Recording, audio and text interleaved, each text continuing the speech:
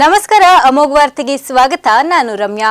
July 2ರಿಂದ 11ರವರೆಗೆ ತುಮಕೂರಿನ NCC ಕಚೇರಿಯಲ್ಲಿ ನಡೆಯುತ್ತಿರುವ ವಾರ್ಷಿಕ ಸೇವಾ ಶಿಬಿರವನ್ನು ಲೆಫ್ಟಿನೆಂಟ್ ಪ್ರದೀಪ್ ಕುಮಾರ್ ನೇತೃತ್ವದಲ್ಲಿ ಆಯೋಜಿಸಲಾಗಿತ್ತು. ಜುಲೈ 2ರಿಂದ 11ರವರೆಗೆ ನಡೆಯುತ್ತಿರುವ ಶಿಬಿರದಲ್ಲಿ 290 ವಿದ್ಯಾರ್ಥಿಗಳು ಟಿಎಸ್ಸಿ ಕ್ಯಾಂಪ್ಗೆ ಭಾಗವಹಿಸಿದ್ದಾರೆ. 13ರಿಂದ 23 ವರ್ಷದ ವಿದ್ಯಾರ್ಥಿಗಳು ಈ ಕ್ಯಾಂಪ್ನಲ್ಲಿದ್ದು, ಇದರಲ್ಲಿ ಆಯ್ಕೆಯಾದ ವಿದ್ಯಾರ್ಥಿಗಳು ಮುಂದಿನ ದಿನಗಳಲ್ಲಿ ಬೆಂಗಳೂರು, ಮೈಸೂರಿನಲ್ಲಿ ನಡೆಯುವ ಕ್ಯಾಂಪ್ನಲ್ಲಿ ಭಾಗವಹಿಸಲು ಅರ್ಹರಿರುತ್ತಾರೆ. ನಂತರ ಅಂತಿಮವಾಗಿ ದೆಹಲಿ ಮಟ್ಟದಲ್ಲಿ ನಡೆಯುವ ಶಿಬಿರದಲ್ಲಿ ಭಾಗವಹಿಸಿ ಉತ್ತಮ ಪ್ರದರ್ಶನ ತೋರಿದವರಿಗೆ ಮುಂದೆ ಉತ್ತಮ ಅವಕಾಶಗಳು ಇವೆ ಎಂದು ಎನ್ಸಿಸಿ ಅಧಿಕಾರಿ ಲೆಫ್ಟಿನೆಂಟ್ ಪ್ರದೀಪ್ ಕುಮಾರ್ ತಿಳಿಸಿದರು. ಲೆಫ್ಟಿನೆಂಟ್ ಪ್ರದೀಪ್ ಕುಮಾರ್ ಅಂತ ಹೇಳ್ಬಿಟ್ಟು ಅಸೋಸಿಯೇಟ್ ಎನ್ಸಿಸಿ ಆಫೀಸರ್, 4ನೇ ಕರ್ನಾಟಕ ಬೆಟಾಲಿಯನ್ ಎನ್ಸಿಸಿ ತುಮಕೂರು. ಇಲ್ಲಿ ನಡೀತಿರ್ತಕ್ಕಂಥ Thal Sainik camp Bengaluru A group ವಿಭಾಗ ಮಟ್ಟದ ಒಂದು ಥಲ್ ಸೈನಿಕ್ ಶಿಬಿರದಲ್ಲಿ ಇವತ್ತು ಪಾಲ್ಗೊಳ್ತಾ ಇದ್ದೀವಿ. ನಾವು ಬಾಲಕ ಮತ್ತು ಬಾಲಕಿಯರ 2 ತಂಡಗಳಿಗೆ 10 ದಿನಗಳ ಶಿಬಿರ ಇಲ್ಲಿ ತುಮಕೂರಲ್ಲಿ ಜೂನ್ 3ನೇ ತಾರೀಕಿಂದ 11ನೇ ತಾರೀಕುವರೆಗೂ ತುಮಕೂರಿನ 4ನೇ ಕರ್ನಾಟಕ ಬೆಟಾಲಿಯನ್ ಎನ್ಸಿಸಿ ನಡೀತಾ ಇದೆ. ಇಲ್ಲಿ ಈ ಥಲ್ ಸೈನಿಕ್ ಶಿಬಿರದಲ್ಲಿ 5 ಕಾಂಪಿಟೇಷನ್ ಇರ್ತವೆ. ಅದರಲ್ಲಿ ಒಂದು ತುಂಬ ಕಠಿಣವಾದದಂದರೆ ಅಬ್ಸ್ಟೆಕಲ್ ಕೋರ್ಸ್. ಅದರಲ್ಲಿ ಬಾಲಕರಿಗೆ 9 ಅಡೆತಡೆಗಳು ಇರ್ತವೆ, ಬಾಲಕಿಯರಿಗೆ 6 ಅಡೆತಡೆಗಳು ಇರ್ತವೆ. ಅವರು ಯಾವ ಅಡೆತಡೆಗಳಲ್ಲಿ ಅತ್ಯಂತ ಕಡಿಮೆ ಅಂತರ ಸಮಯವನ್ನು ತಗೊಂಡು ಫಿನಿಷ್ ಮಾಡ್ತಾರೆ, ಅವ್ರಿಗೆ ನಾವು ಮುಂದಿನ ಸೆಲೆಕ್ಷನ್ನು ಮುಂದೆ ದೆಹಲಿ, ಮೈಸೂರು ಮತ್ತು ದೆಹಲಿಯಲ್ಲಿ ನಡೆಯುವ ರಾಜ್ಯ ಮಟ್ಟ ಮತ್ತು ರಾಷ್ಟ್ರ ಮಟ್ಟಕ್ಕೆ ಅವ್ರನ್ನ ಆಯ್ಕೆ ಮಾಡಿ ಇಲ್ಲಿಂದ ಕಳಿಸ್ತೀವಿ. ಅದೇ ರೀತಿ ನಮಗೆ ತರಬೇತಿ ನೀಡಲು ನಮ್ಮ ಜೊತೆ ಈಗ ಆಲ್ರೆಡಿ ಬೇರೆ ಮಿಲಿಟ್ರಿ ಅಧಿಕಾರಿಗಳು ಅವರು ನಮಗೆ ಸಂಪೂರ್ಣವಾದ ಸಹಕಾರ ನೀಡ್ತಾ ಇದ್ದಾರೆ. ಅದೇ ರೀತಿ ತುಮಕೂರಿನ ಇತರೆ ಎನ್ಸಿಸಿ ಅಧಿಕಾರಿಗಳು ನಮಗೆಲ್ಲ ಸಂಪೂರ್ಣ ಸಹಯೋಗ ನೀಡ್ತಾ ಇದ್ದಾರೆ. ಇವರೆಲ್ಲರ ಒಂದು ಸಹಯೋಗದಿಂದ ನಮ್ಮ ತುಮಕೂರಿನ ಮತ್ತು ನಮ್ಮ ಡಿವಿಷನ್ನ ಮಕ್ಕಳು ರಾಜ್ಯ ಮತ್ತು ರಾಷ್ಟ್ರ ಮಟ್ಟದಲ್ಲಿ ಉನ್ನತವಾದ ಒಂದು ಪದಕ ಮತ್ತು ಪ್ರದರ್ಶನ ನೀಡ್ತಾರೆ ಅಂತ ನಮ್ಮ ಭರವಸೆ ಇದೆ ನಮಗೆ. ಎಲ್ಲರಿಗೂ ನಮಸ್ತೆ. ನನ್ನ ಹೆಸರು ಕ್ಯಾಪ್ಟನ್ ಅರುಣ್ ಕುಮಾರ್ ಅಂತೇಳಿ ತುಮಕೂರು ವಿಶ್ವವಿದ್ಯಾನಿಲಯ ವಿಜ್ಞಾನ ಕಾಲೇಜಿನಲ್ಲಿ ಎನ್ಸಿಸಿ ಅಧಿಕಾರಿಯಾಗಿ ಕಾರ್ಯನಿರ್ವಹಿಸ್ತಾ ಇದ್ದೀನಿ. ಈ ತುಮಕೂರಿನಲ್ಲಿ 2ನೇ ಜುಲೈಯಿಂದ 11ನೇ ತಾರೀಕು ಜುಲೈ 11ರವರೆಗೆ ವಾರ್ಷಿಕ ಸೇವಾ ಶಿಬಿರ ಹಾಗೂ ಥಲ್ ಸೈನಿಕ್ ಕ್ಯಾಂಪ್ ಅನ್ನೋದು ಶಿಬಿರ ನಡೀತಾ ಇದೆ. ಇದರಲ್ಲಿ ಸುಮಾರು 5 ಜಿಲ್ಲೆಗಳಿಂದ ಎನ್ಸಿಸಿ ಕೆಡೆಟ್ಗಳು, ಒಟ್ಟು 450 ಕೆಡೆಟ್ಗಳು, 290 ಕೆಡೆಟ್ಸು ಟಿಎಸ್ಸಿಗೆ ಮತ್ತು ಉಳಿದಿರುವಂಥವರು CITC ಅಂದರೆ ವಾರ್ಷಿಕ ಸೇವಾ ಶಿಬಿರದಲ್ಲಿ ಭಾಗವಹಿಸ್ತಿದ್ದಾರೆ. ಈ ಶಿಬಿರದಲ್ಲಿ ಶಾಲಾ ವಿದ್ಯಾರ್ಥಿಗಳು 13 ವಯಸ್ಸಿನಿಂದ 22ನೇ ವಯಸ್ಸುವರೆಗೂ ಡಿಗ್ರಿ ಕಾಲೇಜು, ಎಲ್ಲ ಇಂಜಿನಿಯರಿಂಗ್ ಕಾಲೇಜು, ಮೆಡಿಕಲ್ ಕಾಲೇಜವರು ಇದ್ದಾರೆ, ಆಮೇಲೆ ಡಿಗ್ರಿ ಕಾಲೇಜವರು ಎಲ್ಲರೂ ಒಟ್ಟಿಗೆ ಒಂದು ಶಿಬಿರದಲ್ಲಿ ಒಂದು ಟ್ರೈನಿಂಗನ್ನು ಪಡಿತಾ ಇದ್ದಾರೆ. ಈ ಶಿಬಿರ ಮುಗಿದ ನಂತರ ನೆಕ್ಸ್ಟ್ ಶಿಬಿರ ತುಮಕೂರಿನಲ್ಲೇ 12ನೇ ತಾರೀಕಿಂದ 21ರವರೆಗೂ ನಡೆಯುತ್ತೆ. ಅದರ ನಂತರ ಅವರು ಬೆಂಗಳೂರಲ್ಲಿ ನಡೆಯುವಂಥ ಸೆಲೆಕ್ಷನ್ಗೆ ಹೋಗ್ತಾರೆ. ಅದಾದಮೇಲೆ ಮೈಸೂರಲ್ಲಿ ಒಂದು ಇಂಟರ್ ಗ್ರೂಪ್ ಕಾಂಪಿಟೇಷನ್ ನಡೆಯುತ್ತೆ. ಅಲ್ಲಿ ಯಾರು ಸಕ್ಸಸ್ಫುಲ್ ಆಗ್ತಾರೆ ಅವರು ನವದೆಹಲಿಯಲ್ಲಿ ಸೆಪ್ಟೆಂಬರ್ ತಿಂಗಳಲ್ಲಿ ರಾಷ್ಟ್ರ ಮಟ್ಟದ ಒಂದು ಕ್ಯಾಂಪ್ ನಡೆಯುತ್ತೆ.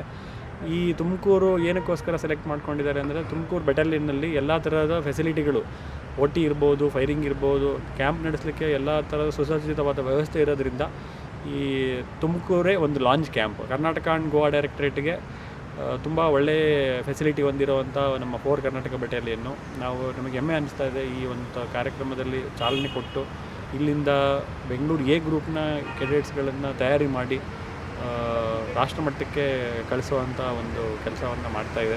ಕೆಎಸ್ಆರ್ಟಿಸಿ ತುಮಕೂರು ವಿಭಾಗದಲ್ಲಿ ಕಾರ್ಮಿಕರ ಕೊರತೆ ಇದ್ದರೂ ಕೆಲಸದ ಒತ್ತಡವನ್ನು ಹೆಚ್ಚಳ ಮಾಡುತ್ತಿರುವುದನ್ನು ವಿರೋಧಿಸಿ ರಾಜ್ಯ ರಸ್ತೆ ಸಾರಿಗೆ ನೌಕರರ ಸಂಘದ ವತಿಯಿಂದ ನಗರದ ಕೆಎಸ್ಆರ್ಟಿಸಿ ವಿಭಾಗೀಯ ಕಚೇರಿ ಎದುರು ಪ್ರತಿಭಟನೆ ನಡೆಸಲಾಯಿತು. ಪ್ರತಿಭಟನಾಕಾರರ ಮನವಿ ಸ್ವೀಕರಿಸಿದ ವಿಭಾಗೀಯ ನಿಯಂತ್ರಣ ಅಧಿಕಾರಿಗಳಾದ ಗಜೇಂದ್ರ ಕುಮಾರ್ ಸಮಸ್ಯೆಗಳನ್ನು ಬಗೆಹರಿಸಲು ಜಂಟಿ ಸಭೆ ನಡೆಸಿ ಅನ್ಯಾಯದ ಕ್ರಮಗಳನ್ನು ಪರಿಶೀಲಿಸಿ ಕ್ರಮ ವಹಿಸುವುದಾಗಿ ಭರವಸೆ ನೀಡಿದರು. ಪ್ರತಿಭಟನೆಯನ್ನು ಉದ್ದೇಶಿಸಿ ಸಂಘದ ರಾಜ್ಯ ಅಧ್ಯಕ್ಷರಾದ HD ರೇವಪ್ಪ ಅವರು ಮಾತನಾಡಿ, ಸಾರಿಗೆ ನಿಗಮಗಳಲ್ಲಿ ಕಾರ್ಮಿಕ ಸ್ನೇಹಿ ಆಡಳಿತ ಇಲ್ಲದೆ ಇರುವುದು ಅನ್ಯಾಯದ ಕ್ರಮವಾಗಿದೆ. ವಿಪರೀತ ಒತ್ತಡದಲ್ಲಿ ಕೆಲಸ ನಿರ್ವಹಿಸುವ ಸಾರಿಗೆ ಕಾರ್ಮಿಕರ ಸಮಸ್ಯೆಗಳನ್ನು ಬಗೆಹರಿಸಲು ಒಂದು ವ್ಯವಸ್ಥೆ ನಿರ್ಮಿಸಲು ಒತ್ತಾಯಿಸಿದರು.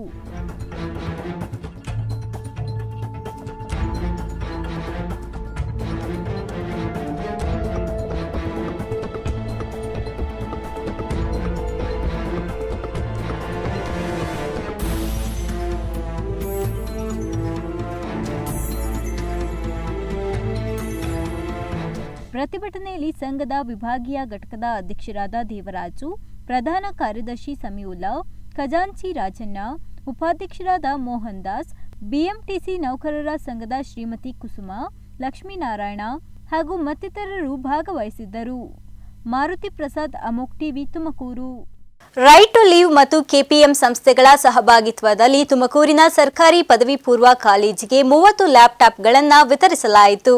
ಸರ್ಕಾರಿ ಪದವಿ ಪೂರ್ವ ಕಾಲೇಜಿನ ವಿದ್ಯಾರ್ಥಿಗಳಿಗೆ 30 ಲ್ಯಾಪ್ಟಾಪ್ಗಳನ್ನು ವಿತರಣೆ ಮಾಡಿ ಮಾತನಾಡಿದ ರೈಟ್ ಟು ಲೀವ್ ಸಂಸ್ಥೆಯ ಶ್ರೀಕಾಂತ್, ಇದು ಗ್ರಾಮೀಣ ಭಾಗದ ವಿದ್ಯಾರ್ಥಿಗಳಿಗೆ ಅನುಕೂಲವಾಗಲಿ ಎಂಬ ಉದ್ದೇಶದಿಂದ ನಮ್ಮ ಸಂಸ್ಥೆ ಹೊಸ ಹೆಜ್ಜೆಯನ್ನ ಇಟ್ಟಿದೆ. ನಮ್ಮ ಸಂಸ್ಥೆಯ ಜೊತೆ ಕೈ ಜೋಡಿಸಿದ ಕೆಪಿಎಂ ಸಂಸ್ಥೆಗಳಿಗೆ ಹೃತ್ಪೂರ್ವಕ ಧನ್ಯವಾದಗಳನ್ನು ತಿಳಿಸುತ್ತೇನೆ ಎಂದರು. ನಾವು ರೈಟ್ ಟು ಲೀವ್ ಸಂಸ್ಥೆಯಿಂದ NGO ಒಂದು ನಾವು ಈ ಥರ ಕಾರ್ಪೊರೇಟ್ಸ್ ಜೊತೆ ಮಾತಾಡಿ ಈ ಬಡ ಮಕ್ಕಳಿಗೆ ಎಲ್ಲೆಲ್ಲಿ ರೂರಲ್ ಏರಿಯಲ್ಲಿ ಎಲ್ಲೆಲ್ಲಿ ನೀಡಿರುತ್ತೋ ಡಿಜಿಟಲ್ ಎನೇಬಲ್ಮೆಂಟ್ಗೋಸ್ಕರ ಕಂಪ್ಯೂಟರ್ಸು ತಕ್ಕೊಟ್ಟು PUC ಕಾಲೇಜಸ್ಸಲ್ಲಿ ಸೆಟಪ್ ಮಾಡ್ತಾಯಿದ್ದೀವಿ. ಆ ಪ್ರೋಗ್ರಾಮಲ್ಲಿ ಇವತ್ತು ನಮ್ಮ KPMG ಟೀಮ್ ಅವರೆಲ್ಲ ಬಂದಿದ್ದಾರೆ ತುಮಕೂರಿಗೆ. ಅವರ ಸಹಾಯದಿಂದ ಒಂದು 30 ಕಂಪ್ಯೂಟರ್ ಲ್ಯಾಪ್ಟಾಪ್ಸ್ ಇಲ್ಲಿ ಸೆಟಪ್ ಮಾಡಿ ಮಕ್ಕಳಿಗೆ ಕಂಪ್ಯೂಟರ್ ಸೈನ್ಸು ಎನೇಬಲ್ ಮಾಡ್ತಾಯಿದ್ದೀವಿ. ಅದೇ ಥರ ಒಂದು 50 ಕಾಲೇಜಿಗೆ ಮಾಡಿದ್ದೀವಿ ನಾವು ರೈಟ್ ಟು ಲೀವಿಂದ. ಮತ್ತು ಇನ್ನೊಂದು ಪ್ರೋಗ್ರಾಮ್ ಇದೇ ಸ್ಕೂಲಲ್ಲಿ ಮಾಡಿದ್ದೀವಿ, ಡಿಜಿಟಲ್ ಎನೇಬಲ್ಮೆಂಟ್ಗೋಸ್ಕರ ಸ್ಮಾರ್ಟ್ ಬೋರ್ಡು ಅದು ರೆಡಿ ಆಗ್ತಾಯಿದೆ. ಸೊ ಇದೇ ಥರ ಒಂದು 100+ ಸ್ಕೂಲ್ಸ್ಗೆ ಸ್ಮಾರ್ಟ್ TV ಕರ್ನಾಟಕದಲ್ಲಿ ರೆಡಿ ಮಾಡಿದ್ದೀವಿ. ಎಲ್ಲ ಬಡ ಮಕ್ಕಳಿಗೋಸ್ಕರ ಗೌರ್ಮೆಂಟ್ ಸ್ಕೂಲ್ಗೆ ಅವ್ರು ಚೆನ್ನಾಗಿ ಓದಬೇಕು, ಈಗ ಡಿಜಿಟಲ್ ಚೆನ್ನಾಗಿ ಬರಬೇಕು ಅಂತ ಮಾಡ್ತಾಯಿದ್ವಿ. ಇದು ನಮ್ಮ ಪ್ರೋಗ್ರಾಮು ರೈಟ್ ಟು ಲೀವ್ ಅಂತ. So thank you for all KPMG for providing support for today. ಇನ್ನು ಈ ವೇಳೆಯಲ್ಲಿ ಮಾತನಾಡಿದ ಕಾಲೇಜಿನ ಪ್ರಾಂಶುಪಾಲರಾದ ರಾಜ್ಕುಮಾರ್, ಗ್ರಾಮೀಣ ಭಾಗದ ವಿದ್ಯಾರ್ಥಿಗಳ ಕಲಿಕೆಗೆ ಅನುಕೂಲವಾಗಲಿ ಎಂದು NGO ಸಂಸ್ಥೆಗಳ ಕಾರ್ಯ ಶ್ಲಾಘನೀಯವಾದದ್ದು. ಇದರಿಂದ ಸಾಕಷ್ಟು ಗ್ರಾಮೀಣ ಭಾಗದ ವಿದ್ಯಾರ್ಥಿಗಳು ಕಂಪ್ಯೂಟರ್ ಕಲಿಯಲು ಅನುಕೂಲವಾಗಲಿದೆ. ಹಾಗಾಗಿ ವಿದ್ಯಾರ್ಥಿಗಳ ಭವಿಷ್ಯವನ್ನ ರೂಪಿಸುವಲ್ಲಿ ಕೆಲ ಸಂಘ ಸಂಸ್ಥೆಗಳು ಇನ್ನಷ್ಟು ಮುಂದೆ ಬರಬೇಕಾಗಿದೆ. ಸಮಾಜದ ಏಳಿಗೆಗೆ ಶ್ರಮಿಸುವ ಕೆಲಸ ಪ್ರತಿಯೊಂದು ಸಂಸ್ಥೆಗಳ ಕರ್ತವ್ಯವಾಗಬೇಕಿದೆ. ಇಂದು ಈ 2 ಸಂಸ್ಥೆಗಳು ನೀಡಿರುವ ಸಹಕಾರಕ್ಕೆ ಹೃತ್ಪೂರ್ವಕವಾದ ಧನ್ಯವಾದಗಳನ್ನು ತಿಳಿಸುತ್ತೇನೆ ಎಂದರು. ನಮ್ಮ ಕಾಲೇಜಿಗೆ KPM ಕಂಪನಿ ಮತ್ತು ರೈಟ್ NGO ಸೇರಿಕೊಂಡು 30 ಲ್ಯಾಪ್ಟಾಪ್ನ ನಮ್ಮ ಮಕ್ಕಳಿಗೆ ಅನುಕೂಲ ಆಗಲಿ ಅಂತೇಳಿ ವ್ಯವಸ್ಥೆ ಮಾಡಿಕೊಟ್ಟಿದ್ದಾರೆ. ಹಾಗಾಗಿ ಆ ಇಬ್ಬರು ಸಂಸ್ಥೆಗಳು, ಒಂದು KPM ಮತ್ತು ರೈಟ್ ಟು ಲೀವ್ ಸಂಸ್ಥೆಗೆ ನಮ್ಮ ಕಾಲೇಜಿನ ಪರವಾಗಿ, ನಮ್ಮೆಲ್ಲ ವಿದ್ಯಾರ್ಥಿಗಳ ಪರವಾಗಿ, ಎಲ್ಲ ಉಪನ್ಯಾಸಕರ ಪರವಾಗಿ ಆತ್ಮೀಯವಾದ ಧನ್ಯವಾದಗಳು ಅರ್ಪಿಸ್ತೇವೆ. ಯಾಕಪ್ಪ ಅಂದರೆ ನಮ್ಮ ಕಾಲೇಜಲ್ಲಿರೋಂಥ 90% ಮಕ್ಕಳೆಲ್ಲ ಬಡ ಮಕ್ಕಳು ಮತ್ತು ಗ್ರಾಮೀಣ ಭಾಗದ ಮಕ್ಕಳು. ಆ ಮಕ್ಕಳಿಗೆ ವಿಜ್ಞಾನದಲ್ಲಿ ಮತ್ತು ಕಂಪ್ಯೂಟರಲ್ಲಿ ಹೆಚ್ಚು ಜ್ಞಾನ ಬರಲಿ, ಆ ಮಕ್ಕಳು ಸಹ ಈ ನಗರ ಭಾಗದ ಮಕ್ಕಳಂತೆ ಕಾಂಪೀಟ್ ಮಾಡೋ ಉದ್ದೇಶಕ್ಕೋಸ್ಕರ ನಮ್ಮ ಕಾಲೇಜಿಗೆ ಸಪೋರ್ಟ್ ಮಾಡ್ತಾಯಿದ್ದಾರೆ. ಅವರಿಗೆ ಇದೇ ಥರದ ಸಪೋರ್ಟ್ ನಮ್ಮ ಕಾಲೇಜಿಗಿರಲಿ. ಇನ್ನು ತುಂಬ ಈ ಗ್ರಾಮೀಣ ಭಾಗದಲ್ಲಿ ಇಂಥ ಕಾಲೇಜಲ್ಲಿ ತುಂಬ ಹೆಚ್ಚು ಅವಶ್ಯಕತೆ ಇರುತ್ತೆ. ಇನ್ನು ಹೆಚ್ಚೆಚ್ಚು ಅನುಕೂಲಗಳು ನಮ್ಮ ಕಾಲೇಜಿಗೆ ಮಾಡಿಕೊಡಲಿ ಅಂತೇಳಿ ನಮ್ಮೆಲ್ಲ ಕಾಲೇಜಿನ ಪರವಾಗಿ, ಎಲ್ಲ ಉಪನ್ಯಾಸಕರ ಪರವಾಗಿ ಮತ್ತು ವಿದ್ಯಾರ್ಥಿಗಳ ಪರವಾಗಿ ಮತ್ತೊಮ್ಮೆ ಅವ್ರು ಕೇಳ್ಕೊತೀನಿ. ಅವರು ಎಲ್ಲರಿಗೂ ಬಂದಂಥ ಆ ಎಲ್ಲ ಸಂಸ್ಥೆಯ ಎಲ್ಲ ಕಂಪನಿಯ ಎಲ್ಲ ಇವ್ರಿಗೂ ಸಹ ತುಂಬ ಹೃದಯದ ಧನ್ಯವಾದಗಳನ್ನ ನಮ್ಮ ಕಾಲೇಜಿನ ಪರವಾಗಿ ಅರ್ಪಿಸ್ತೀನಿ. ಇನ್ನು ಕಾರ್ಯಕ್ರಮದಲ್ಲಿ ಕಾಲೇಜಿನ ಉಪನ್ಯಾಸಕರು, 2 ಸಂಸ್ಥೆಯ ಸದಸ್ಯರು, ವಿದ್ಯಾರ್ಥಿಗಳು ಉಪಸ್ಥಿತರಿದ್ದರು. ಪ್ರವೀಣ್, ಅಮೋಕ್ ಟಿವಿ, ತುಮಕೂರು. ಶಿರಾನಗರದ ಕರ್ತವ್ಯ ನಿರತ ಸಹಾಯಕ ಸಬ್ ಇನ್ಸ್ಪೆಕ್ಟರ್ ಗಂಗಣ್ಣ ಹೃದಯಾಘಾತವಾಗಿ ಸಾವನ್ನಪ್ಪಿರುವ ಘಟನೆ ನಡೆದಿದೆ. 93ನೇ ಬ್ಯಾಚ್ನ ಗಂಗಣ್ಣನವರು ಶಿರಾದಲ್ಲಿ ಕರ್ತವ್ಯ ನಿರ್ವಹಿಸುತ್ತಿದ್ದು, ಕರ್ತವ್ಯದಲ್ಲಿದ್ದಾಗ ಗಂಗಣ್ಣ ಅವರಿಗೆ ಹೃದಯಾಘಾತವಾಗಿತ್ತು. ತಕ್ಷಣ ಸಹಚರ ಪೊಲೀಸ್ ಪೇದೆಗಳು ಅವರನ್ನ ಸಮೀಪದ ಆಸ್ಪತ್ರೆಗೆ ದಾಖಲಿಸಿದ್ರು. ಹೆಚ್ಚಿನ ಚಿಕಿತ್ಸೆಗೆ ಜಿಲ್ಲಾ ಆಸ್ಪತ್ರೆಗೆ ಸಾಗಿಸುವ ಮಾರ್ಗ ಮಧ್ಯದಲ್ಲಿ ಆಸ್ಪತ್ರೆಯಲ್ಲಿಯೇ ಅಸುನೀಗಿದ್ದಾರೆ.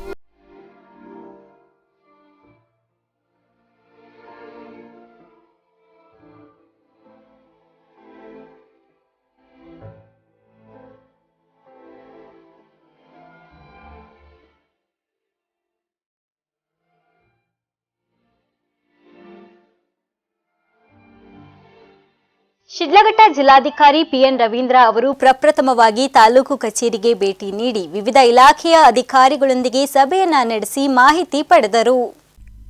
ಸಭೆ ಆರಂಭಕ್ಕೂ ಮುಂಚೆ ರೈತರು ಜಿಲ್ಲಾಧಿಕಾರಿಗಳಿಗೆ ಹಸಿರು ಶಾಲು ಹೊದಿಸಿ ಸ್ವಾಗತಿಸಿದರು.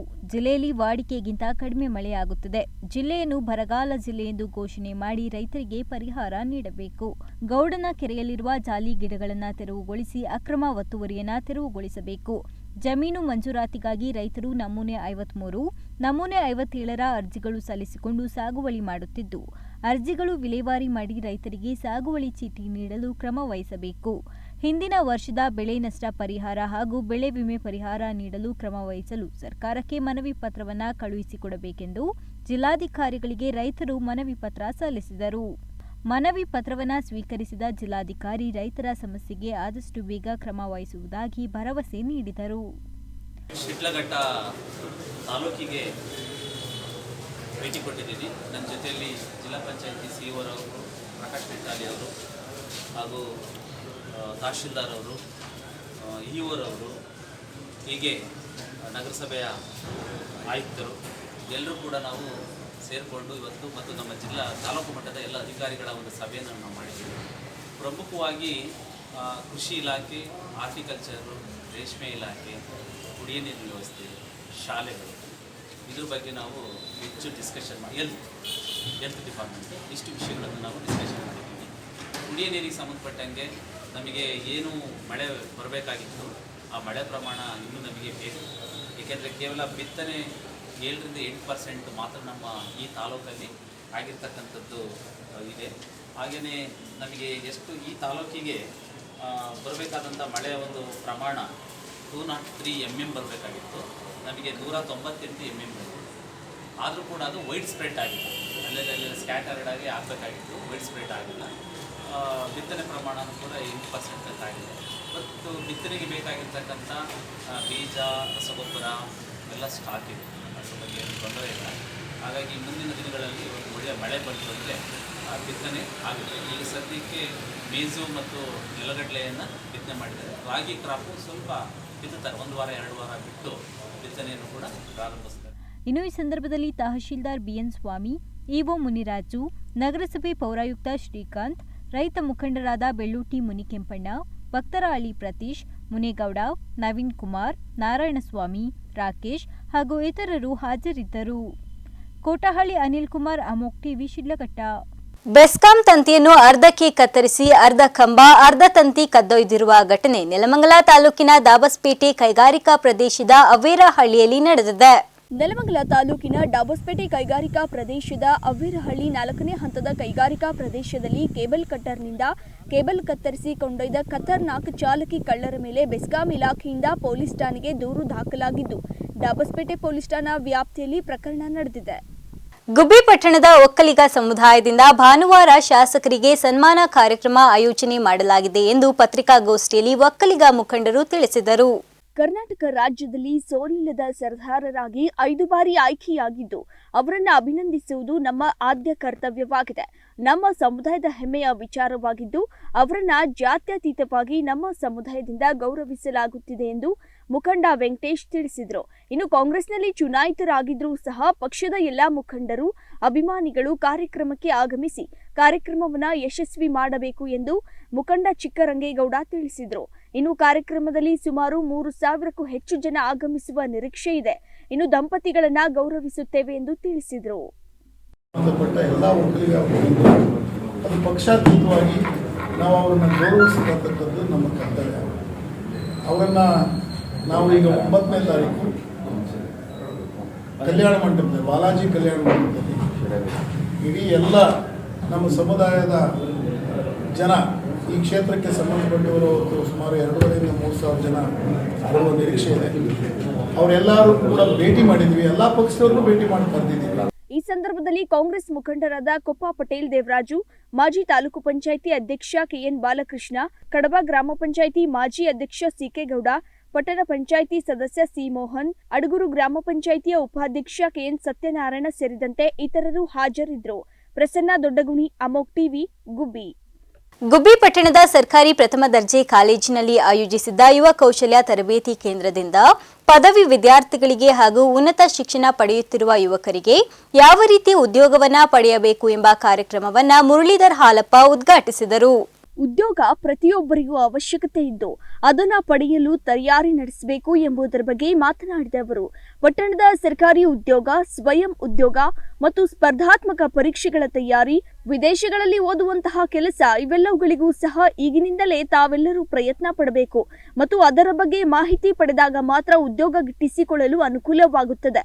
ಇಂದಿನ ವಿದ್ಯಾರ್ಥಿಗಳಿಗೆ ಉದ್ಯೋಗ ಪಡೆಯುವುದಕ್ಕೆ ಹಾಗೂ ಸ್ವ ಉದ್ಯೋಗ ಮಾಡುವುದಕ್ಕೆ ಸಾಕಷ್ಟು ಅವಕಾಶಗಳಿದ್ದು ಸರ್ಕಾರ ಕೂಡ ಸಾಕಷ್ಟು ಯೋಜನೆಗಳನ್ನ ರೂಪಿಸಿದೆ. ಅದರ ಸದುಪಯೋಗ ಪಡೆದುಕೊಳ್ಳಬೇಕು ಅಂತ ಮನವಿ ಮಾಡಿದ್ರು. ಸ್ಪರ್ಧಾತ್ಮಕ ಪರೀಕ್ಷೆಗಳಿಗೆ ಭಾಗವಹಿಸಲಿಕ್ಕೆ ಈಗಲಿಂದಲೇ ತಯಾರಿ ಮಾಡ್ತಲೇ ಇರ್ತಾರೆ.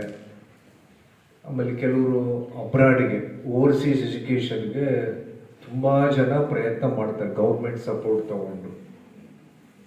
ಆಮೇಲೆ ನಿಮಗೆ ಒತ್ತಡ ಶುರುವಾಗ್ತದೆ, ನಾನು ಏನು ಮಾಡ್ಬೋದು ನೆಕ್ಸ್ಟು, ಈ ಫೈನಲ್ ಇಯರ್ ಇದ್ದೀನಿ, ಬೇರೆ ಆಪ್ಷನ್ ಏನೂ ಇಲ್ಲ. ಐದರ್ ನೀವು ಜಾಬ್ಗೆ ಹೋಗಬೇಕು, ಇಲ್ಲ ಎರಡನೇ ಆಪ್ಷನ್ನು ಸೆಲ್ಫ್ ಎಂಪ್ಲಾಯ್ಮೆಂಟಿಗೆ ಹೋಗಬೇಕು, ಇಲ್ಲ ನೀವೇನಾದರೂ ನೀವು ಓದ್ತಿರೋ ಕೋರ್ಸ್ನಲ್ಲೇ ಅಡಿಷನಲ್ ಅದರಲ್ಲಿ ಅಪ್ಗ್ರೇಡೇಷನ್ ತೊಗೊಳ್ಬೇಕು ನೀವು. ಈಗ ಎಕ್ಸಾಂಪಲ್ ನೀವು ಕಾಮರ್ಸ್ ಓದ್ತಾ ಇರ್ತೀರಾ, ನಿಮ್ಮಲ್ಲಿ ಎಲ್ಲಿ ಅವಿನ್ಯೂಸ್ ಇದೆ ಅಂತ ನೀವು ನೋಡ್ತಾ ಹೋಗ್ತಿರಲ್ವಾ, ಫೈನಾನ್ಸ್ ಸೆಕ್ಟರಲ್ಲಿ, ಇನ್ಶೂರೆನ್ಸಲ್ಲಿ, ಬ್ಯಾಂಕಿಂಗಲ್ಲಿ ಎಲ್ಲಿ ನನಗೆ ಸೂಟಬಲ್ ಇದೆ, ಎಲ್ಲಿ ನನಗೆ ಓಪನಿಂಗ್ಸ್ ಇದೆ ಅಂತೇಳಿ ನೀವು ಅದನ್ನು ಟ್ಯಾಪ್ ಮಾಡೋದಕ್ಕೆ ಅದಕ್ಕೆ ಹೋಗ್ತೀರ. ಅದನ್ನು ಇನ್ನು ಕಾಲೇಜಿನ ಪ್ರಾಚಾರ್ಯ ಶಿವಾನಂಜಯ್ಯ ಮಾತನಾಡಿ, ಕೇಂದ್ರ ಮತ್ತು ರಾಜ್ಯ ಸರ್ಕಾರದಲ್ಲಿ ಸಾಕಷ್ಟು ಉದ್ಯೋಗಗಳು ಪ್ರತಿ ವರ್ಷ ಇದ್ದೇ ಇರುತ್ತದೆ. ಅವುಗಳನ್ನು ಹೇಗೆ ಪಡೆದುಕೊಳ್ಳಬೇಕು, ಹೇಗೆಲ್ಲ ಸ್ಪರ್ಧಾತ್ಮಕ ಪರೀಕ್ಷೆಗಳಲ್ಲಿ ಉತ್ತೀರ್ಣರಾಗಬೇಕು ಎಂಬ ಮಾಹಿತಿಯನ್ನ ನೀಡುತ್ತಿದ್ದು, ಇದರ ಸದುಪಯೋಗವನ್ನ ಪಡೆದುಕೊಳ್ಳಬೇಕು ಅಂತ ಮನವಿ ಮಾಡಿದ್ರು. ಕಾರ್ಯಕ್ರಮದಲ್ಲಿ ಯುವ ತರಬೇತಿ ಕೇಂದ್ರದ ನಿರ್ದೇಶಕ ಮಧುಗಿರಿ ದಿಲೀಪ್, ಸಹಾಯಕರಾದ ನಾಗಭೂಷಣ್, ಶ್ರೀಕಾಂತ್ ಸೇರಿದಂತೆ ಕಾಲೇಜಿನ ಉಪನ್ಯಾಸಕರು ಹಾಗೂ ವಿದ್ಯಾರ್ಥಿಗಳು ಭಾಗಿಯಾಗಿದ್ರು.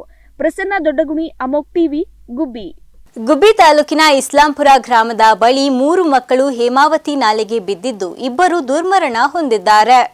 ನಾಲೆಗೆ ಬಿದ್ದ 3 ಮಕ್ಕಳಲ್ಲಿ ಮೊಹಮ್ಮದ್ ನಯೀಂ ಹಾಗೂ ಮಿಸ್ಬಾ ಬಾನು ಸಾವನ್ನಪ್ಪಿದ್ದು, ಮೊಹಮ್ಮದ್ ಬಿಲಾಲ್ ಪ್ರಾಣಾಪಾಯದಿಂದ ಪಾರಾಗಿದ್ದಾನೆ. ನಾಲೆಯಲ್ಲಿ ಕೊಚ್ಚಿ ಹೋಗಿರುವ ಮಿಸ್ಬಾ ಬಾನುವಿಗಾಗಿ ಅಗ್ನಿಶಾಮಕ ದಳದಿಂದ ಶೋಧ ಕಾರ್ಯ ನಡೆಸಲಾಗುತ್ತಿದೆ. ಇನ್ನು ಗುಬ್ಬಿ ಪೊಲೀಸ್ ಠಾಣಾ ವ್ಯಾಪ್ತಿಯಲ್ಲಿ ಪ್ರಕರಣ ದಾಖಲಾಗಿದೆ. ಪ್ರಸನ್ನ ದೊಡ್ಗುಣಿ, ಅಮೋಕ್ ಟಿವಿ, ಗುಬ್ಬಿ. ಇಸ್ಲಾಂಪುರದಿಂದ ಹೇಮಾವತಿ ಚಾನಲ್ ಬಿಟ್ಟವ್ರೆ. ಅದಕ್ಕೆ ಮಕ್ಕಳು ನೀರೇನೋ ಹೋಗ್ತಾ ಐತೆ ಅಂತ ಮುಂದೆ ನೋಡಿದ್ರೆ ಜಾರು ಒಳಗಡೆ 3 ಜನ ನೀರು ಜಾಸ್ತಿ ಆಗಿ ಇತ್ತಲ್ಲ ನೀರಿಲ್ಲ, ಇದು ಚಾನಲ್ ಇಲ್ಲ ಅಂತ ಮುಂದೆ ಹೋಗೋರು ಜಾರು ಬಿದ್ದವ್ರೆ. ಅದ್ರಾಗೆ ಒಂದು ಹೆಣ್ಮಗ ಚಾನಲ್ನಾಗೆ ಹೋಗಿದೆ, ಇನ್ನು ಮಿಸ್ಬಾ ಬಾನು ಅಂತ, ಆಮೇಲೆ ಇನ್ನೊಬ್ಬ ಮಗ ಮೊಹಮ್ಮದ್ ನಯೀಮ್ ಅನ್ನೋರು ತೀರೋಗಿರೋರು. ಇಲ್ಲೇ ಮಗ ಇನ್ನೂ 5 ವರ್ಷದ ಹುಡುಗ. ಆಮೇಲೆ ಇನ್ನೊಂದು ಹುಡುಗ ಹಂಗೆ ಸ್ವಲ್ಪ ಚೆನ್ನಾಗಿತ್ತು, ತುಮಕೂರಿಗೆ ಕಳಿಸಿದ್ವಿ ಆಸ್ಪತ್ರೆಗೆ. ಆ ಚಾನಲ್ನಾಗೆ ಈಗ ಹೋಗಿದ್ದು ಮಗಳು ಸಿಕ್ಕೈತೆ ಅಂತ ರಿಪೋರ್ಟ್ ಬಂದಿದೆ. ಈಗ ಅವ್ರಿಗೆ ಎಲ್ಲ ಇದು ಮಾಡಿ ಪೋಸ್ಟ್ ಮಾರ್ಟಮ್ ಮಾಡಿ ಅದೇನೈತೆ ನಾವು. ಗುಬ್ಬಿ ಪಟ್ಟಣದ ಹೊಸಕೆರೆ ಗ್ರಾಮ ಪಂಚಾಯಿತಿ ವ್ಯಾಪ್ತಿಯ ಶಿವೇನಹಳ್ಳಿ ಕ್ಷೇತ್ರದ ಸದಸ್ಯತ್ವ ವಿಚಾರವಾಗಿ ಮರು ಎಣಿಕೆ ಮಾಡುವಂತೆ ಹೈಕೋರ್ಟ್ ಆದೇಶ ನೀಡಿದ್ದು, ತಹಶೀಲ್ದಾರ್ ಬಿ ಆರತಿ ಸಮ್ಮುಖದಲ್ಲಿ ಮರುಮತ ಎಣಿಕೆ ಕಾರ್ಯ ನಡೆಸಲಾಯಿತು. 2020ರಲ್ಲಿ ನಡೆದ ಗ್ರಾಮ ಪಂಚಾಯಿತಿ ಚುನಾವಣೆಯಲ್ಲಿ ಅಜಯ್ ಕುಮಾರ್ ಅವರು 1 ಮತದಿಂದ ಆಯ್ಕೆಯಾಗಿದ್ದಾರೆ ಎಂದು ಚುನಾವಣಾ ಅಧಿಕಾರಿ ಫಲಿತಾಂಶ ಘೋಷಣೆ ಮಾಡಿದ ಬಳಿಕ ಸುಮಾರು 2 ವರ್ಷಗಳ ಕಾಲ ಸದಸ್ಯರಾಗಿ ಅಜಯ್ ಕುಮಾರ್ ಅಧಿಕಾರ ಅನುಭವಿಸಿದ್ದರು. ಪ್ರತಿಸ್ಪರ್ಧಿ ನಟರಾಜ್ ಇದನ್ನು ಪ್ರಶ್ನಿಸಿ ಕೋರ್ಟ್ ಮೆಟ್ಟಿಲು ಏರಿದ ಸಂದರ್ಭದಲ್ಲಿ ಕೋರ್ಟ್ ಆದೇಶದ ಹಿನ್ನೆಲೆ ಸುಮಾರು 8 ತಿಂಗಳ ಕಾಲ ಸದಸ್ಯರಾಗಿ ಅಧಿಕಾರ ಅನುಭವಿಸಿದರು. ಇಬ್ಬರು ಹೈಕೋರ್ಟ್ ಮೊರೆ ಹೋದ ಪರಿಣಾಮ ಕೋರ್ಟ್ ತಹಶೀಲ್ದಾರ್ ಅವರಿಗೆ ನಿರ್ದೇಶನ ನೀಡಿ ಮರು ಎಣಿಕೆ ಮಾಡುವಂತೆ ಆದೇಶ ನೀಡಿದ ಹಿನ್ನೆಲೆ ಇಂದು ತಹಶೀಲ್ದಾರ್ ಬಿ ಆರತಿ ಅವರ ಸಮ್ಮುಖದಲ್ಲಿ ಮರು ಎಣಿಕೆ ಮಾಡಿ ಫಲಿತಾಂಶವನ್ನು ಪ್ರಕಟಿಸದೆ ಕೋರ್ಟ್ಗೆ ಸಲ್ಲಿಸಲಾಯಿತು. ಏನು ಅನೌನ್ಸ್ಮೆಂಟ್ ಬರುತ್ತೆ ಅದನ್ನು ಸ್ವಾಗತಿಸಲಿಕ್ಕೆ ನಾನು ರೆಡಿ ಇದ್ದೀನಿ. ಗುಬ್ಬಿ ಕೋರ್ಟ್ ಕೂಡ ಹಂಗೆ ಸ್ವಾಗತಿಸಿದೆ. ಅದಾದಮೇಲೆ ಹೈಕೋರ್ಟ್ಗೆ ಹೋಗಿದೆ. ಹೈಕೋರ್ಟಲ್ಲಿ ಏನು ಅವರ ಗೈಡ್ಲೈನ್ಸ್ ಬಂದಿದೆ, ಗೈಡ್ಲೈನ್ಸ್ ಅಂತ ಅಧಿಕಾರಿಗಳು ನಡ್ಕೊಂಡಿದ್ದಾರೆ. ಮುಂದಿನ ದಿನಗಳಲ್ಲಿ 12ನೇ ತಾರೀಕು ಏನು ಬರುತ್ತೆ ಅದಕ್ಕೆ ನಾವು ಬದ್ಧವಾಗಿರ್ತೀವಿ. 9 ಓಟ್ ಜಾಸ್ತಿ ಬಂದಿರೋದನ್ನ ನೀವು ಅಕ್ಸೆಪ್ಟ್ ಮಾಡ್ತೀರಾ? ಇರಬಹುದು. ನಾವು ಯಾವುದು ಅಧಿಕೃತವಾಗಿ ಹೇಳಲಿಕ್ಕೆ ಇಷ್ಟಪಡಲ್ಲ. ಇರಬಹುದು 9 ಬಂದಿರ್ಬೋದು, 10 ಬಂದಿರ್ಬೋದು, ಅಥವಾ ನಾನು 290 ಆಗಿರ್ಬೋದು, ಸೋತು ಇರ್ಬೋದು. ಅವರ ಒಂದು ನಾನೇನು ಅಧಿಕೃತವಾಗಿ ನಾನು ಗೆದ್ದಿದ್ದೀನಿ ಅಂತ ಹೇಳಲಿಕ್ಕೆ ರೆಡಿ ಇಲ್ಲ. 12ನೇ ತಾರೀಕು ಹೈಕೋರ್ಟ್ ಆದೇಶ ಬರುತ್ತೆ. ಅವತ್ತು ಮತ್ತೆ ನಾನು ನಿಮಗೆ ಬೇಕಾದ್ರೆ ವಿಜಯಶಾಲಿ ಅಂತಲೋ ಅಥವಾ ನಾನು ಪರಾಜಿತ ಅಂತಲೋ ನಿಮಗೆ. ಈ ಕೌಂಟಿಂಗ್ ಅಲ್ಲಿ ನಿಮಗೆ ಸಿಕ್ಕ ಮತಗಳು ಎಷ್ಟು ನಿಮ್ಮ ಲೆಕ್ಕಾಚಾರದಲ್ಲಿ? ಎಷ್ಟು ಬೇಕಾದ್ರೂ ಇರ್ಬೋದು. 1000 ಇರ್ಬೋದಾ? 1000 ಬರ್ಲಿಕ್ಕೆ ಸಾಧ್ಯ ಇಲ್ಲ. ಯಾಕೆಂದ್ರೆ 631ರಲ್ಲಿ ಎಷ್ಟು ಬೇಕಾದ್ರೂ ಬಂದಿರ್ಬೋದು. ತಹಶೀಲ್ದಾರ್ ಅವರಿಗೆ ಮರು ಎಣಿಕೆ ಮಾಡಿ ಫಲಿತಾಂಶವನ್ನು ಪ್ರಕಟಿಸದೆ ಕೋರ್ಟ್ಗೆ ಕಳುಹಿಸಿಕೊಡುವಂತೆ ನಿರ್ದೇಶನ ನೀಡಿದಂತೆ ಇಂದು ಫಲಿತಾಂಶವನ್ನು ಪ್ರಕಟಿಸದೆ ಕೋರ್ಟ್ಗೆ ಕಳುಹಿಸಿದ್ದು, ಇದೇ 12ರಂದು ಕೋರ್ಟ್ ಆದೇಶವು ಹೊರಬರುವ ಮುನ್ನ ಮತ್ತೊಮ್ಮೆ ಕೋರ್ಟ್ಗೆ ರಿಟ್ ಅರ್ಜಿ ಸಲ್ಲಿಸಿ ಕಳೆದ ಎಣಿಕೆ ಸಂದರ್ಭದಲ್ಲಿ 4 ಮತಗಳು ಇನ್ವ್ಯಾಲಿಡ್ ಎಂದು ತೆಗೆದಿರಿಸಿದ್ದ ಮತವನ್ನು ಇಂದು ವ್ಯಾಲಿಡ್ ಎಂದು ಎಣಿಕೆಯಲ್ಲಿ ತೋರಿಸಿದ್ದು, ಇದು ಎಷ್ಟು ಸರಿ ಎಂದು ಪ್ರಶ್ನಿಸಿ ಮತ್ತೊಮ್ಮೆ ಕೋರ್ಟ್ಗೆ ರಿಟ್ ಅರ್ಜಿ ಸಲ್ಲಿಸುವುದಾಗಿ ನಟರಾಜ್ ತಿಳಿಸಿದರು. ತಾಲೂಕು ಕಚೇರಿಯಲ್ಲಿ ತಹಸೀಲ್ದಾರ್ ಸಮ್ಮುಖದಲ್ಲಿ ಮರುಮತ ಎಣಿಕೆ ನಡೆಯಿತು. ಆ ಮರುಮತ ಎಣಿಕೆಯಲ್ಲಿ ಈ ದಿನ 292 ನನಗೆ ಮತಗಳು, ಒಂದು ಅಂದಾಜು ನಮ್ಮ ಲೆಕ್ಕದ ಪ್ರಕಾರ 292 ಬಂದಿವೆ. ಕಳೆದ ಒಂದು ದಿವಸದಲ್ಲಿ ನಮಗೆ 295 ಮತಗಳು ಬಂದಿದ್ದು, ಈಗ 3 ಮತಗಳು ಶಾರ್ಟೇಜ್ ಬಂದಿದೆ. ಹಂಗಾಗಿ ಈ ಎಣಿಕೆಯಲ್ಲಿ ಅನುಮಾನ ಬಂದಿದೆ, ತುಂಬ ಗೊಂದಲ ಇದೆ. ಮತ ಎಣಿಕೆಯಲ್ಲಿ ತುಂಬ ಗೊಂದಲ, ಅನುಮಾನಗಳು ವ್ಯಕ್ತವಾಗಿರೋದ್ರಿಂದ ನಾವು ಈ ಪ್ರೊಸೀಡಿಂಗ್ಸ್ಗೆ ಯಾವುದೇ ಒಂದು ಸಹಿಯನ್ನು ನಾನು ಮಾಡಿರೋದಿಲ್ಲ. ಮುಂದೆ ನಾನು ಕಾನೂನು ಹೋರಾಟ ಮಾಡೋಕ್ಕೆ ಮುಂದೆ ನಾನು ಹೋಗ್ತಾ ಇದ್ದೀನಿ ಅಂತೇಳಿ ಅಲ್ಲ ಸರ್, ಈ ಹಿಂದೆ ನನಗೆ 295 ಮತಗಳು ಬಿದ್ದಿದ್ದು, ಈಗ 292 ಮತಗಳು ನನಗೆ ಬಿದ್ದವು. ಅವರಿಗೆ 300 ಮತಗಳು ಬಿದ್ದರೆ ಅದು ಯಾಕೆ 4-5 ಓಟು ಜಾಸ್ತಿ ಆದವು ಅಂತ ಹೇಳಿ ತುಂಬ ಅನುಮಾನ ಬಂದಿದೆ. ಸೊ ಈ ಗೊಂದಲಕ್ಕೆ ಅದರಿಂದ ನಾನು ಯಾವುದೇ ಒಂದು ಸಹಿಯನ್ನು ಮಾಡಿಲ್ಲ. ಇನ್ನು ಮುಂದೆ ನಾನು ಕಾನೂನು ಹೋರಾಟ ಮಾಡಲು ಮುಂದೆ ಅದನ್ನು ಗಮನಿಸ್ತೀನಿ. ತಿರಸ್ಕೃತ ಮತಗಳೆಷ್ಟು? ಹೋದ ಸರಿ ತಿರಸ್ಕೃತ ಮತಗಳು 4 ಇದ್ದು, ಈ ಸರಿ ತಿರಸ್ಕೃತ ಮತಗಳೇ ಇಲ್ಲ. ಸೊ ಹಂಗಾಗಿ ತುಂಬ ಗೊಂದಲ ಇದೆ ಈ ಎಣಿಕೆ. ಒಟ್ಟಾರೆಯಾಗಿ ಅವರಿಗೆ ನಮ್ಮ ಅಂದಾಜು ಪ್ರಕಾರ 300 ಓಟ್ಗಳು ಅವ್ರಿಗೆ ಬಂದಿದೆ, ನನಗೆ 3 ಓಟ್ಗಳು ಕಮ್ಮಿ ಆಗಿದೆ. ಸೊ ಈ ಎಣಿಕೆಯಲ್ಲಿ ತುಂಬ ಗೊಂದಲ ಇದೆ. ನೀವು ಒಪ್ಕೊಂತ ಇಲ್ಲ? ನಾನು ಯಾವುದೇ ಕಾರಣಕ್ಕೂ ಒಪ್ಕೊಂತ ಇಲ್ಲ. ಎಣಿಕೆಯಲ್ಲಿ ನನಗೆ ಅನುಮಾನ ಬಂದಿದೆ. ಸೊ ಹಂಗಾಗಿ ನಾನು ಕಾನೂನು ಹೋರಾಟಕ್ಕೆ ಎಣಿಕೆಯಲ್ಲಿ ಗೊಂದಲ, ಯಾಕೆ ಎಣಿಕೆಯಲ್ಲಿ ಡಿಫ್ರೆನ್ಸ್ ಗೊತ್ತಾಗ್ತಾ ಇದೆ. 3-4 ಕೋಟಿ ತಿರುಗಿ ನನಗೆ ಶಾರ್ಟೇಜ್ ಬಂದಿದೆ. ಸೊ ಹಂಗಾಗಿ ತುಂಬ ಗೊಂದಲ ಇದೆ. ಎಣಿಕೆಯಲ್ಲೂ ಸಹ ನನಗೆ ಅನುಮಾನ ವ್ಯಕ್ತವಾಗಿದೆ. ಒಟ್ಟಾರೆಯಾಗಿ ಗ್ರಾಮ ಪಂಚಾಯತ್ ಚುನಾವಣೆ ಕಳೆದು ಫಲಿತಾಂಶ ಹೊರಬಿದ್ದು, 2ನೇ ಅವಧಿಗೆ ಅಧ್ಯಕ್ಷರು ಉಪಾಧ್ಯಕ್ಷರ ಅಧಿಕಾರಕ್ಕಾಗಿ ಮೀಸಲಾತಿ ಹೊರಬಿದ್ದಿದ್ದು, ಹೊಸಕೆರೆ ಗ್ರಾಮ ಪಂಚಾಯಿತಿ ಶಿವೇನಹಳ್ಳಿ ಕ್ಷೇತ್ರದ ಮತದಾರರಿಗೆ ಮತ ಹಾಕಿದರೂ ಪ್ರಯೋಜನ ಇಲ್ಲದಂತೆ ಆಗಿರುವುದು ಅಷ್ಟೇ ಸತ್ಯ. ಮರು ಎಣಿಕೆ ಕಾರ್ಯದಲ್ಲಿ ತಹಶೀಲ್ದಾರ್ ಬಿ ಆರತಿ, ಚುನಾವಣಾ ಶಿರಸ್ತಿದಾರ್ ಗುರುಪ್ರಸಾದ್ ಹಾಗೂ ಅಭ್ಯರ್ಥಿಗಳು ಹಾಜರಿದ್ದರು. ಪ್ರಸನ್ನ ದೊಡ್ಗುಣಿ, ಅಮೋಕ್ ಟಿವಿ, ಗುಬ್ಬಿ. ಉಪನೋಂದಣಾಧಿಕಾರಿ ಕಚೇರಿಯಲ್ಲಿ ಅಂಬೇಡ್ಕರ್ ಭಾವಚಿತ್ರವಿಲ್ಲವೆಂದು ಮಹಾನಾಯಕ ಡಾಕ್ಟರ್ ಬಿಆರ್ ಅಂಬೇಡ್ಕರ್ ರಾಜ್ಯ ಯುವ ಘಟಕ ರಾಜ್ಯಾಧ್ಯಕ್ಷ ನಾರಮಾಕಲಹಳ್ಳಿ ನರಸಿಂಹಮೂರ್ತಿ ಆಕ್ರೋಶ ಹೊರಹಾಕಿದ್ದಾರೆ. ಚಿಂತಾಮಣಿ ತಾಲೂಕು ಕಚೇರಿಯ ಉಪನೋಂದಣಿ ಕಚೇರಿಯಲ್ಲಿ ವಿವಿಧ ಭಾವಚಿತ್ರಗಳಿದ್ದು, ಸಂವಿಧಾನ ಶಿಲ್ಪಿ ಡಾಕ್ಟರ್ ಬಿಆರ್ ಅಂಬೇಡ್ಕರ್ ಭಾವಚಿತ್ರ ಇಲ್ಲದಿರುವುದಕ್ಕೆ ಮಹಾನಾಯಕ ಡಾಕ್ಟರ್ ಬಿಆರ್ ಅಂಬೇಡ್ಕರ್ ರಾಜ್ಯ ಯುವ ಘಟಕ ರಾಜ್ಯಾಧ್ಯಕ್ಷ ನಾರಮಾಕಲಹಳ್ಳಿ ನರಸಿಂಹಮೂರ್ತಿ ಆಕ್ಷೇಪ ವ್ಯಕ್ತಪಡಿಸಿದ್ದಾರೆ. ಏನು ತಮ್ಮ ಕಚೇರಿಯಲ್ಲಿ ಬಾಬಾ ಸಾಹೇಬ್ ಅಂಬೇಡ್ಕರ್ ಫೋಟೋ ಇಲ್ಲ ಅಂತ ಕಾರಣ ಪೇಂಟಿಂಗ್ ಮಾಡಿಸ್ಬೇಕು. ಮೊನ್ನೆ ಎಲ್ಲ ಇದೆಲ್ಲ ಇದು ಈ ವೈರಿಂಗ್ ಎಲ್ಲ ಸರ್, ಈಗ ಅದ್ಯಾರೋ ರಾಮನ್ ಫೋಟೋ ಇದೆ, ಇನ್ನೊಂದು ಫೋಟೋ ಇದೆ, ಗಣೇಶಪ್ಪನ ಫೋಟೋ ಇದೆ, ಇವೆಲ್ಲ ಫೋಟೋ ಇಟ್ಕೊಂಡು ಇವುಗಳೇನು ಸರ್ಕಾರ ಉದ್ಯೋಗ ಬಂತ? ಇವುಗಳಿಂದ ಸರ್ಕಾರ ಉದ್ದೇಶ ಎಲ್ಲಿ ಸರ್ ಹಾಕೋದು? ಈಗ ಬೇರೆಯವರು ಬೇರೆ ತಾಲೂಕಿಂದ ಬಂದು ನಮ್ಮನ್ನು ಕೇಳ್ಬೇಕಾ? ನಮ್ಮನ್ನ ಆರೋಪ ಮಾಡ್ಬೇಕು, ಏನ್ರಿ ನಿಮ್ಮ ತಾಲೂಕಲ್ಲಿ ಒಂದು ಸಬ್ ರಿಜಿಸ್ಟರ್ ಅಲ್ಲಿ ಅಂಬೇಡ್ಕರ್ ಅವ್ರ ಫೋಟೋ ಇಲ್ಲ, ನಮ್ಮನ್ನು ಕೇಳ್ಬೇಕಾ? ನಾಳೆ ಬೆಳಗ್ಗೆ ಬಂದು ಹಾಕಿಲ್ಲ ಅಂತ ಕೇಳಿ ಹಾಕ್ತೀನಿ ಅಂತ ಹೇಳಿದ್ರೆ ಹಾಕಿ ಸರ್. ಅದೇನು ನೀವು ಆರ್ಡರ್ ಮಾಡ್ದಂಗಿದೆ ನಮ್ಗೆ? ನಾನು ನಿಮ್ಗೆ ಬೆಳಗ್ಗೆ ಬಂದು ನೋಡಿ ಹಾಕ್ತೀವಿ ಅಂತಂದ್ರೆ ಈಗ ಒಂಥರ ಎಲ್ಲಿ ಫಸ್ಟ್ ಇದು ಫೋಟೋ ಎಲ್ಲೋಯ್ತು? ಬಾಬಾ ಸಾಹೇಬ್ ಅಂಬೇಡ್ಕರ್ ಅವ್ರ ಫೋಟೋ ಫಸ್ಟ್ ನಾವೇ ಕೊಟ್ಟು ಆಫೀಸಲ್ಲಿ ಇತ್ತಲ್ಲ, ಅದೆಲ್ಲ ಹಾಕ್ತೀವಿ. ಈಗ ಸ್ವಲ್ಪ ನೋಡಿ, ಯಾವ್ದು ಸರ್ವರ್ ಇಶ್ಯೂ ಆಗಿದೆ, ಜನ ವೇಟ್ ಮಾಡ್ತಾ ಇದ್ರೆ ಹಾಕ್ತೀವಿ ಅಂತ ಹೇಳ್ತೀನಿ, ಹಾಕ್ತೀವಿ ಸರ್. ಜನರೆಲ್ಲ ಈ ಸರ್ಕಾರ ಈ ಉದ್ಯೋಗದಿಂದ ಬಾಬಾ ಸಾಹೇಬ್ ಅಂಬೇಡ್ಕರ್ ಕೊಟ್ಟಿರೋ ಹಕ್ಕಿಗೆ ಇವೆಲ್ಲಾನು ಅಂತ ಅವ್ರ ಒಂದು ಭಾವಚಿತ್ರ ಸರ್ಕಾರಿ ಪ್ರತಿಯೊಂದು ಕಚೇರಿಯಲ್ಲಿ ಇರಬೇಕು ಅಂತ ಒಂದು ಆದೇಶ ಇದೆ. ಇವತ್ತು ಮನುಷ್ಯರೆಲ್ಲ ಬದುಕ್ತಿದಾರೆ ಅಂತಂದ್ರೆ ಉಪನೋಂದಣಾಧಿಕಾರಿ ನಾರಾಯಣಪ್ಪ ಮಾತನಾಡಿ, ಡಾಕ್ಟರ್ ಬಿಆರ್ ಅಂಬೇಡ್ಕರ್ ಬಗ್ಗೆ ಅಪಾರ ಗೌರವವಿದ್ದು, ಸಣ್ಣಪುಟ್ಟ ಕೆಲಸಗಳಿಂದಾಗಿ ಹಾಗೂ ಸುಣ್ಣ ಬಣ್ಣ ಹಾಕುವ ವಿಚಾರವಾಗಿ ಫೋಟೋಗಳನ್ನು ತೆಗೆದಿದ್ದು, ಅದನ್ನು ಅಳವಡಿಸುವುದಾಗಿ ಹೇಳಿದ ಕೆಲವೇ ನಿಮಿಷಗಳಲ್ಲಿ ಕಚೇರಿಯ ಸಿಬ್ಬಂದಿ ಅಂಬೇಡ್ಕರ್ ಭಾವಚಿತ್ರವನ್ನು ಅಳವಡಿಸುವುದರ ಮೂಲಕ ಸಮಸ್ಯೆ ತಿಳಿಗೊಳಿಸಿದರು. ಪೇಂಟಿಂಗ್ ಮಾಡಬೇಕಾದ್ರೆ ತೆಗೆದಿದ್ದೀವಿ, ನಾಳೆ ಹಾಕ್ತೀವಿ ಅಂತ ಹೇಳಿದ್ದಾರೆ. ಅವ್ರಿಗೆ ಸಮಯ ಕೊಟ್ಟು ಅವ್ರನ್ನ ಗೌರವಿಸೋದು ನಮ್ಮ ಕರ್ತವ್ಯ. ಈ ಸಬ್ ರಿಜಿಸ್ಟ್ರಾರ್ ಆಫೀಸುಗಳು ಇಡೀ ಸ್ಟೇಟಲ್ಲಿ ನೋಡ್ಕೊಂಡು ಬಂದಿದ್ದೀನಿ. ಇಲ್ಲಿ ನಡೀತಾ ಇರ್ತಕ್ಕಂಥ ಒಂದು ಒಳ್ಳೆಯ ಕೆಲಸಗಳನ್ನ ನಾವು ಗೌರವಿಸಬೇಕು, ಅವ್ರಿಗೆ ನಾವು ಉತ್ತೇಜನ ಕೊಡಬೇಕು. ಒಂದು ಚೂರು ಲಂಚ ಇಲ್ಲದೆ ಜನರು ಸೇವೆಯನ್ನು ಮಾಡ್ತಿದ್ದಾರೆ. 5:30 ಆದ ನಂತರನೂ ಅವ್ರು ಕೂತಿದ್ದು ಅವ್ರು ಕೆಲಸ ಮಾಡ್ತಾಯಿದ್ದಾರೆ. ನಾವು ಇಂಥವ್ರಿಗೆ ಕೆಲಸದಲ್ಲಿ ಅಡ್ಡ ಬರಬಾರ್ದು. ಫೋಟೋನ ಹಾಕ್ತೀವಿ ಅಂತ ಹೇಳಿದ್ದಾರೆ, ನಾಳೆ ಬಂದು ಮಾತಾಡಿದ್ರೆ ಆಯಿತು, ಹಾಕಿದ್ರೆ ಸರ್. ಈಗ ಅಧಿಕಾರಿಗಳು ಅವ್ರು ಬಂದಾಗಿಂದ ನಮ್ಮ ನೋಂದಣಿ ಕಚೇರಿಯಲ್ಲಿನ ಸಾರ್ವಜನಿಕರೊಬ್ಬರು ಅಧಿಕಾರಿಯ ಪರ ವಕಾಲತ್ತು ವಹಿಸಿದ್ದರಿಂದ ವ್ಯಕ್ತಿ ಮತ್ತು ನರಸಿಂಹಮೂರ್ತಿ ನಡುವೆ ಕೆಲಕಾಲ ವಾಗ್ವಾದ ನಡೆಯಿತು. ಇನ್ನು ಈ ಸಂದರ್ಭದಲ್ಲಿ ಕಾಗತಿ ರವಿ, ವಿಜಯ್, ರಾಜು, ನವೀನ್ ಹಾಜರಿದ್ದರು. ವೆಂಕಟಾಚಲಪತಿ, ಅಮೋಕ್ ಟಿವಿ, ಚಿಂತಾಮಣಿ.